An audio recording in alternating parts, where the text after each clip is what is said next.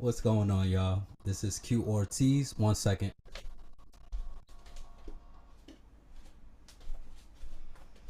This is Q Ortiz, your local San Diego massage therapist, musician, and artist. And today, I just want to talk about the importance of having a practice with the body. As far as one of my thoughts was stretching, at least.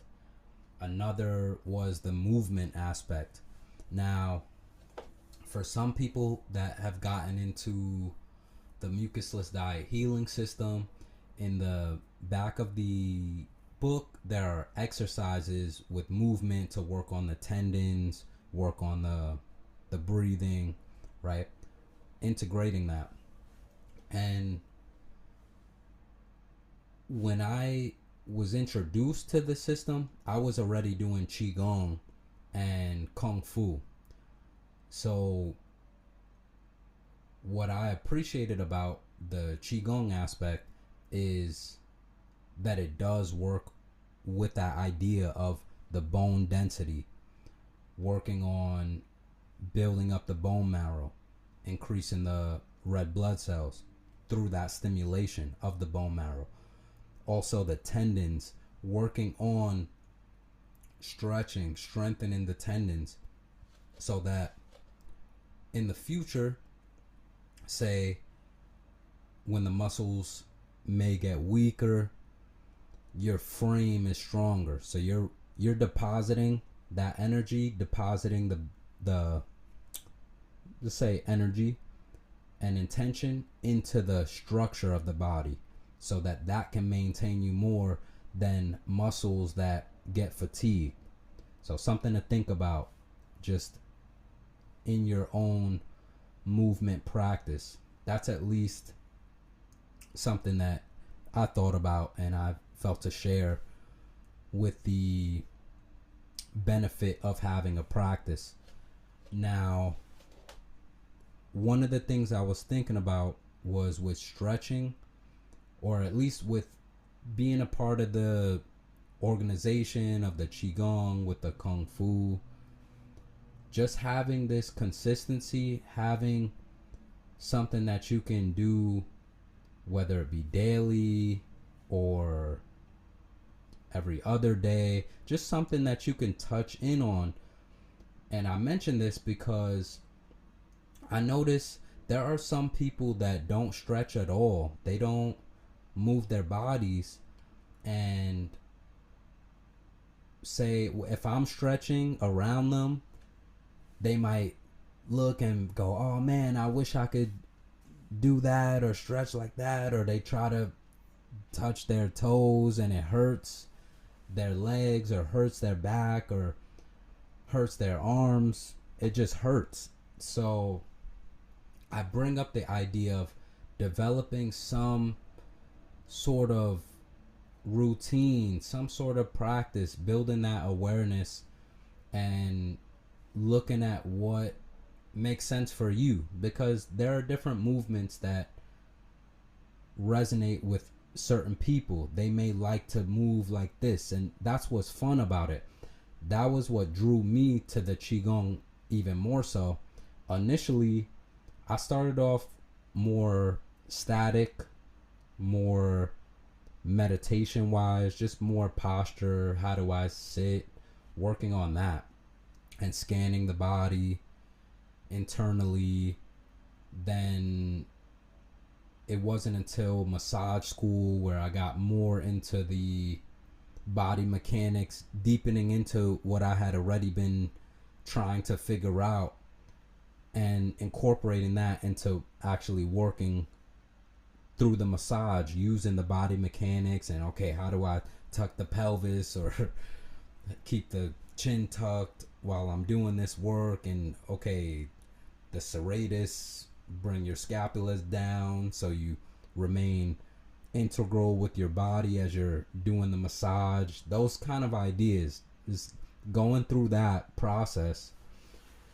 And then I found a qigong teacher through different somebody, and when I saw them move, that's where I said, I'm trying to move like that. I'm trying to move like that. So I think that's where you could look. That could be a potential way to gauge how you want to move. What are your goals with movement? Do you have any movement goals to where you need to move a certain way because of your profession, or is it more just, hey, I want to be able to be adaptable to whatever happens. If I need to run here, or I need to be able to roll, so I want to learn how to roll, or I want to hang on things, jump on a tree and hang there, or maybe you get some rings and you're working on body weight calisthenic and exercises. You're doing dips, you're doing rows, you're doing pull-ups, you're playing around with that. You're on bars, you looking up bar stars seeing what they do, and you go, I want to do that. So yeah, how do you want to move? Do you have movement goals in your life? And the main thing I'm just bringing up is, I notice that people lose that flexibility. And even personally, I know when I was doing track, I remember being flexible to some degree, just some degree, and then that changed at one point, and because I wasn't stretching more. I still was doing the warm-ups, but I just lost something, and then it wasn't until later of actually working more and more on it, I found that flexibility, incorporating with the mucusless diet, removing a lot of inflammation and just tension in the body, noticing, oh, okay, I can stretch further, I can move a little more here, and working with that balance, but at least having something to keep doing, just keep up. Because when you think about what you want to do when you're older, something to think about is, what are you doing now? So if you're looking at later, you want to be able to touch your toes, what are you doing now to assist that, to do that? If you want to learn splits, that's super hard. I'm still trying to figure that out personally. I think it's getting there, but it's been a journey to open up the hips like that. They just, especially when you're young, you aren't stretching, you're not really getting your body into that. I think it's good to show the young people, hey, look into this, keep this up, keep opening that up a little bit. And it's just my thought about it, because you're able to create that habit for the future. And that's where, yeah, if you have that vision, you have a thought about it. Also, when you notice a lot of where the pain comes from is stagnation, it's a lot of stuckness. So if you're able to open up these different areas, then blood flow can pass through, the nerve signals can pass through, they're not impinged, and then causing that disruption in certain areas that are tight. That's where stretching, the breathing, when I talk about the qigong, you're opening up the body, moving in different ways. So after all that I just said, I think I started off with just the having a practice, getting into the stretching, just having a routine, finding movement that you feel you resonate with and you want to move like, finding that for yourself and going in that direction, playing around, seeing what that feels like in your body and having fun with it. You have an advantage because you're you're in your own flow, you're in your own life. You can choose whatever you do.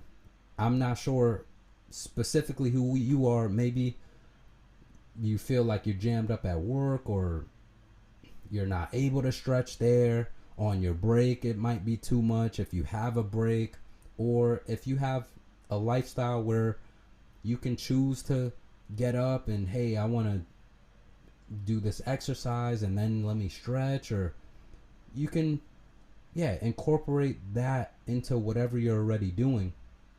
I'm just more putting a spotlight on that awareness of moving your body, finding a movement that you find resonates with you, something that seems like, oh man, I would love to move like that. I just want to be able to move smoothly.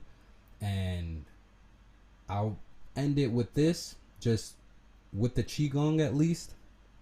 I noticed earlier on, it's something that works with bringing all the energy to the center, right? Center of gravity. You're releasing a lot of tension from the extremities and putting all that intention into your center. So everything is moving in an integrated fashion. It's not isolated movements where this signal is bringing your arm here and then your leg is moving here and your body's twisting this way. It's just everything moving in one motion. And that was what was really attractive to me with the Qigong, was that everything seemed to be going to one idea, one focus. So that's just me. You can decide what you want to do, and even the isolated movements, that's not even bad. Like, say with the drummer, they're doing isolated movements. They have to have independent limbs, and that does exercise the brain. But there's also the idea of how can you have movement that integrates the entire body as well. So different thoughts to think about regarding movement and you. So if you like this video, click like. If you have any questions or want to drop a comment below, drop a comment below. And if you want to continue on this journey with me, click subscribe and we can vibe. Peace out.